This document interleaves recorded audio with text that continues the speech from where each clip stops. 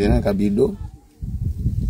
Nawaza mnaniona hapa kufatana na ile ma video yenye walitosha ya kusema ke mimi nimeenda ku M23, na ndio maana mnaona tunasimama hapa. Ile video yote yenyewe mliona ya kusema tunaenda ku M23 ile kwanja ni bongo, na ndio nataka penda niambiwa wakongomani wote wabakie huru na ile maneno kama baliona ile video ni ya ule sego yangu mtu mwenye alifanya vile vitu vyenye hatujue. Sisi enda taku M23 hata siku moja. Miaka yote nyinyi nimeshapigana na M23. Haiko leo tena ndio ninapaswa sema niende ku M23. Nimeshapigana siku za kutosha. Na ndio naambia wakongomani ile maneno kabisa waitoshe moroho. Ile ya kusema nienda ku M23, na kwa hiyo wakati niko nasema tushaachana na yeye.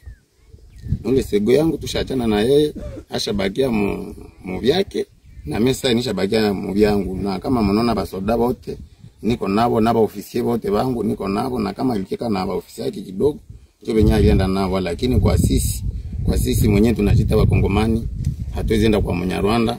Ndio maana mnatona tunasimama hapa. Naanza yeye kukia kwangu alikuwa na chama yake mkotea Masisi.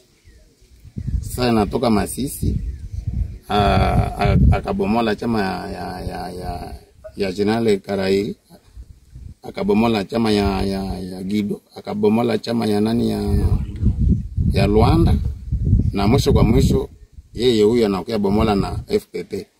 Nikusema sisi hatuwezi toka hata kamwe, na ninatangazia wakubwa wote wa inji antuka ile kusema tumeenda ku M23 ile ni uongo mtupu. Na ile sisangasha watu kuona kale ka video, na ile sinyatire na waza ile sikane.